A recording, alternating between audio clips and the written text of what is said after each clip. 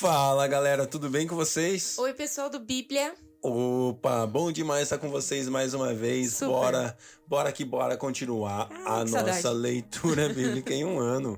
Muito bom estarmos juntos. Hoje estamos aqui na nossa 20ª semana e é o quarto dia da 20ª semana. Muito legal, já estamos aqui hoje para ler 2 Samuel capítulo 6, eu amo esse capítulo, 2 Samuel capítulo 7, que é bom demais, e também 1 Coríntios capítulo 4. Vamos lá? Vamos ler a palavra de Deus mais uma vez. A boca de Deus se abre diante de nós. Eu espero, em nome de Jesus, que o seu coração esteja atento e aberto para ouvir aquilo que ele tem para falar no dia de hoje.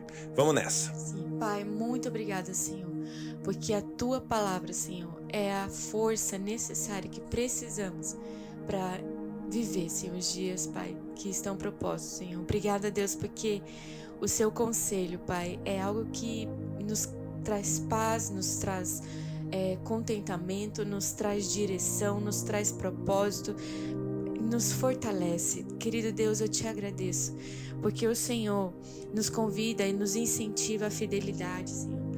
O Senhor sempre está nos enchendo de coragem, Senhor, tanto para testemunhar, Pai, tanto para viver, Senhor, em meio ao sofrimento, Senhor, mas sempre, Senhor, certo de que você está do nosso lado. Obrigada, Senhor, porque a Tua vida em nós nos dá sabedoria, nos dá discernimento, nos dá ousadia, nos dá entendimento, Senhor, de tudo que precisamos fazer para vivermos, Pai, uma vida segundo os Teus caminhos, Pai. Os Teus caminhos são mais altos do que os nossos, os Teus pensamentos são mais elevados do que os nossos. Por isso te seguiremos, Senhor. Por isso, Pai, estamos aqui com fome e sede por mais e mais de quem você é. Amém. Aleluia, glória a Deus. Gente, vamos lá, vamos embora ler a palavra de Deus. 2 Samuel, capítulo 6. De novo, Davi reuniu os melhores guerreiros de Israel, 30.000 ao todo. Ele e todos os que o acompanhavam partiram para Baalá, em Judá, para buscar a arca de Deus, a arca sobre a qual é invocado o nome do Senhor dos Exércitos, que tem o seu trono entre os querubins acima dela. Puseram a arca de Deus num carroção novo e levaram para a casa de Abinadab na colina. Uzá e Aiô, filhos de Abinadab, conduziram o carroção com a arca de Deus. Aiô andava na frente dela. Davi e todos os israelitas iam cantando e dançando perante o Senhor, ao som de todo tipo de instrumentos de pinho, harpas, liras, tamborins, chocalhos e símbolos. Quando chegaram à eira de Nacon, Uzá esticou o braço e segurou a arca, porque os bois haviam tropeçado. A ira do Senhor acendeu-se contra Uzá por seu ato de irreverência. Por isso Deus o feriu e ele morreu ali mesmo, ao lado da arca de Deus. Davi ficou contrariado porque o Senhor em sua ira havia fulminado Uzá. Até hoje aquele lugar é conhecido como Perez Uzá. Perez Uzá quer dizer destruição de Uzá.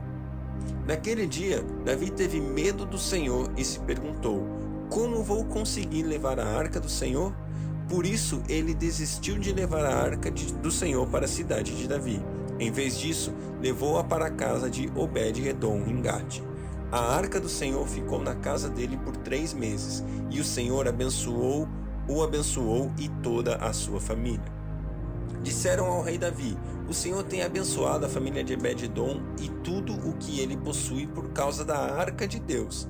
Então Davi, com grande festa, foi à casa de Obed-Edom e ordenou que levassem a arca de Deus para a cidade de Davi.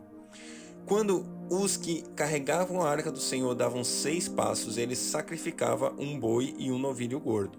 Davi, vestindo o colete sacerdotal de linho, foi dançando com todas as suas forças perante o Senhor, enquanto ele e todos os israelitas levavam a arca do Senhor ao som de gritos de alegria e trombetas.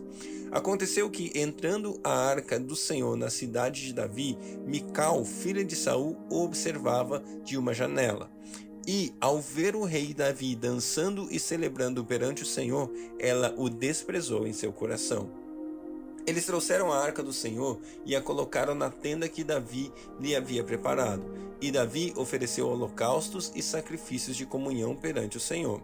Após oferecer holocaustos e sacrifícios de comunhão, ele abençoou o povo em nome do Senhor dos Exércitos e deu um pão, um bolo de tâmaras e um bolo de uvas passas a cada homem e cada mulher israelita. Depois, todo o povo partiu, cada um para sua casa. Voltando Davi para casa para abençoar sua família, Mical, filha de Saul, saiu ao seu encontro e lhe disse: como o rei de Israel se destacou hoje, tirando o manto na frente das escravas e seus servos, como um homem vulgar. Mas Davi disse a Mical: foi perante o Senhor que eu dancei, perante aquele que me escolheu em lugar de seu pai ou de qualquer outro da família dele, quando me designou soberano sobre o povo do Senhor, sobre Israel. Perante o Senhor celebrei, e me rebaixarei ainda mais, e me humilharei aos meus próprios olhos, mas serei honrado por essas escravas que você mencionou. E até o dia de sua morte, Mical, filha de Saul, jamais teve filhos. Glória a Deus pela palavra de Deus, glória a Deus por esse texto. Esse texto nos mostra duas maneiras de que Davi tentou trazer a arca para sua cidade. Primeiro, quero destacar o valor que Davi dá à presença de Deus. Davi, em momento nenhum, e a gente tem falado sobre isso durante a leitura, Davi já vivia como rei e sacerdote, Davi já vivia uma relação com Deus, mesmo naquele tempo eles sempre terem que usar os sacerdotes, os profetas, mas Davi, ele estabeleceu um relacionamento com Deus e vivia como rei e sacerdote. Mas nesse momento Davi falava: eu preciso da presença de Deus, eu preciso trazer a arca que foi roubada, eu preciso trazer de volta essa arca para dentro do povo, para dentro da cidade, para que todo o reino seja abençoado, assim como foi, a gente leu ali a casa de Obed-Edom. E Davi, sabendo do poder e da presença de Deus, aquilo que a presença de Deus faz conosco, ele foi atrás, ele falou: eu quero estar com Deus, eu quero a presença de Deus comigo, eu quero viver com Ele, eu quero que a presença dele, a arca, que representa a presença de Deus, esteja aqui, esteja reinando sobre o meu reino, sobre o reino de Israel.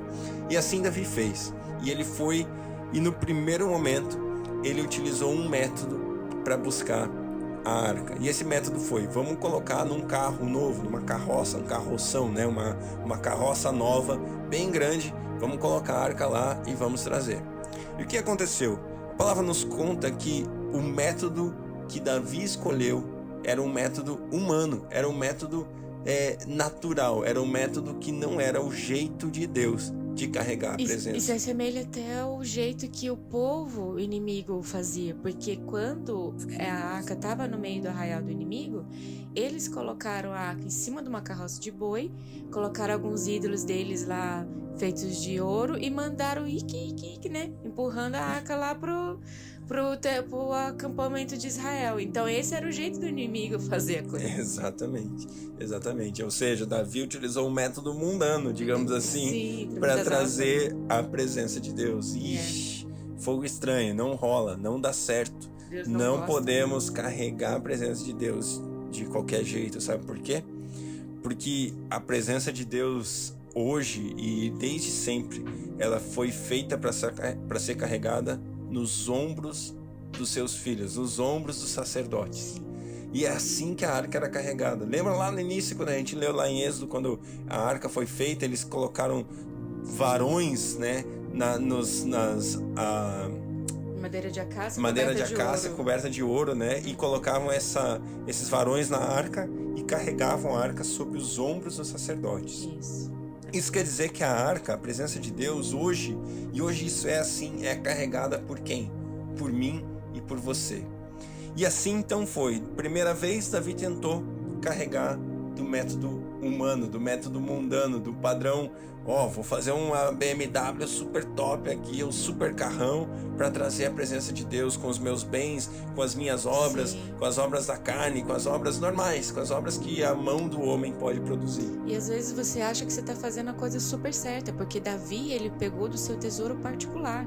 Era o melhor do melhor do melhor que ele tinha, mas ainda não era a forma, não era aquilo que Deus queria. Deus queria eles, Yes. E aí depois do método novo, o método padrão de Deus, né? O método mente renovada, o método transformado, onde Davi então muda o jeito e traz a arca sobre os ombros dos homens, e além disso, a cada 6 passos um sacrifício, a cada 6 passos eles rendiam graças, eles traziam sacrifício, ofertavam holocaustos a Deus, porque Davi lembrou: opa, a presença de Deus não pode ser tratada de qualquer jeito. Eu preciso trazer Deus com a maneira, com a reverência necessária, honrando a presença dele da maneira que deve ser honrada. Esse texto é muito precioso, porque quando algumas coisas começam a acontecer, tropeçar, né? Os bois tropeçaram ali. Essa palavra tropeço, para mim, se destaca muito forte, porque às vezes a gente tá realmente tropeçando em algumas coisas. E qual foi o posicionamento? O que aconteceu na vida de Davi para que no fim a arca estivesse com ele? Algumas coisas aconteceram aí no caminho. Houve um tropeço, sim. Um homem segundo o coração de Deus tropeçou, mas o que Davi fez? Ele temeu. E logo em seguida se posicionou. Em que sentido? Ele perguntou. Então, assim, algumas coisas começam a não estar de acordo com a vontade de Deus, ou está parecendo tropeços na sua vida. Se pergunte, coloque nesse lugar de temor e fala assim: Deus, onde você está? Porque é onde o meu coração deseja estar. E faça essa pergunta para o Senhor: Senhor, como eu posso fazer? Como eu posso conduzir a minha vida de tal forma que eu consiga carregar a sua arca, que eu consiga carregar a sua presença? Porque isso é tudo que eu quero.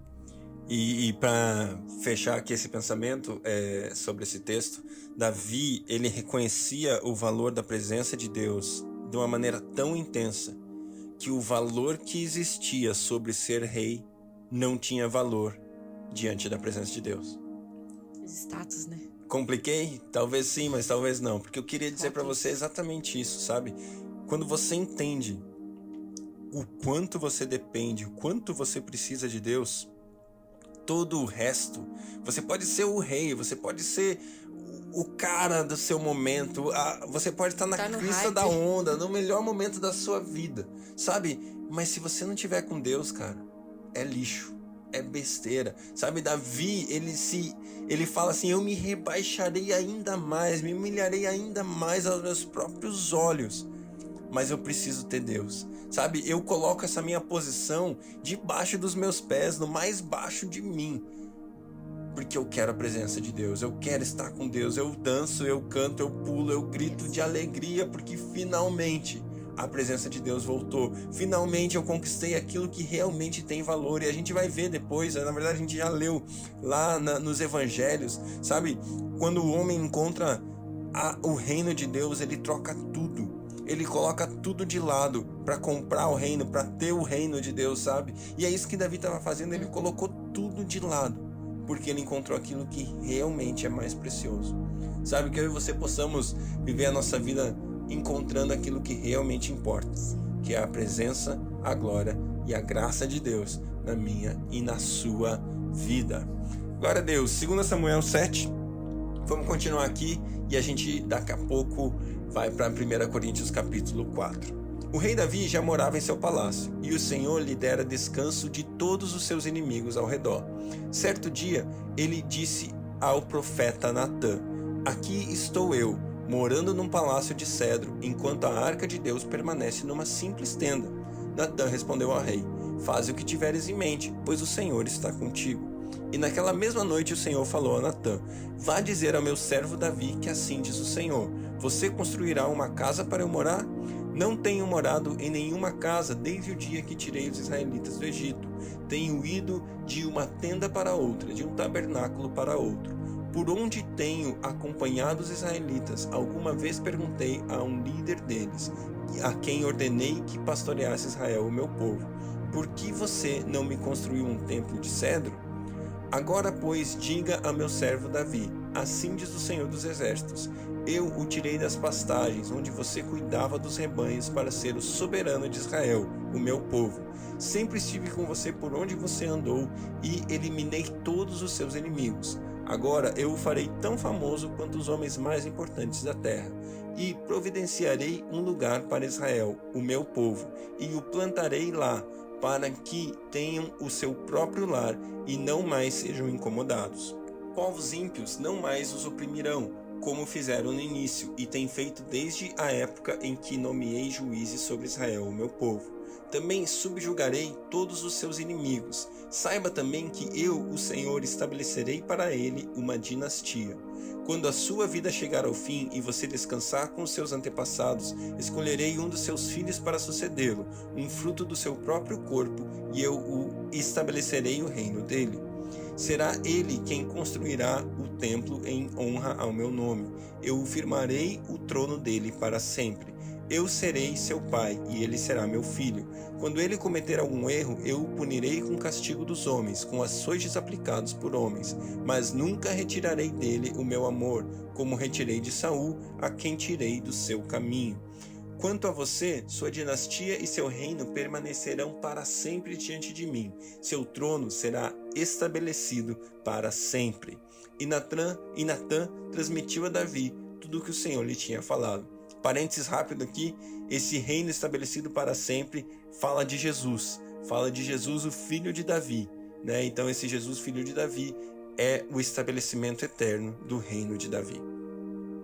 Então o rei Davi entrou no tabernáculo, assentou-se diante do Senhor e orou: Quem sou eu, ó soberano Senhor? E o que é a minha família para que me trouxesse a esse ponto? E como se isso não bastasse para ti, ó soberano Senhor, também falaste sobre o futuro da família deste teu servo. É assim que procedes com homens, ó soberano Senhor. Que mais Davi poderá dizer-te? Tu conheces o teu servo, soberano Senhor. Por amor de tua palavra e de acordo com tua vontade, realizaste este feito grandioso e o revelaste a teu servo. Quão grande és tu, ó soberano Senhor! Não há ninguém como tu, nem há outro Deus além de ti, conforme tudo o que sabemos. E quem é como Israel, o teu povo, a única nação da terra, que tu, ó Deus, resgataste para dela fazeres um povo para ti mesmo, e assim tornaste o teu nome famoso, realizaste grandes e impressionantes maravilhas, ao expulsar nações e seus deuses de diante desta mesma nação que libertaste do Egito? Tu mesmo fizeste de Israel o teu povo particular para sempre, e tu, ó Senhor, te tornaste o seu Deus. Agora, Senhor Deus, confirma para sempre a promessa que fizeste a respeito de teu servo e de sua descendência.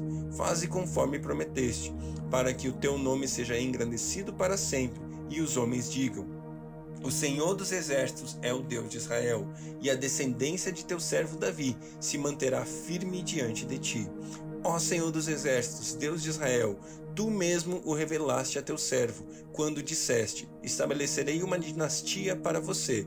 Por isso o teu servo achou coragem para orar a ti.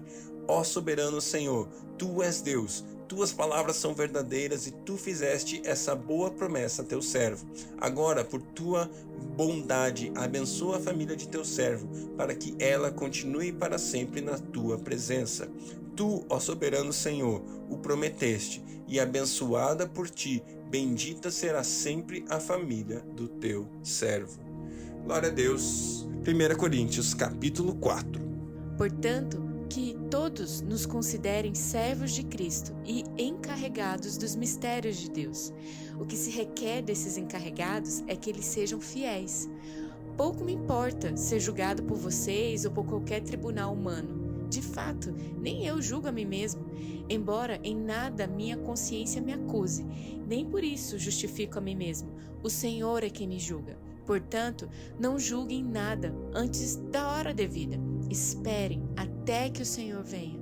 Ele trará à luz o que está oculto nas trevas e manifestará as intenções dos corações.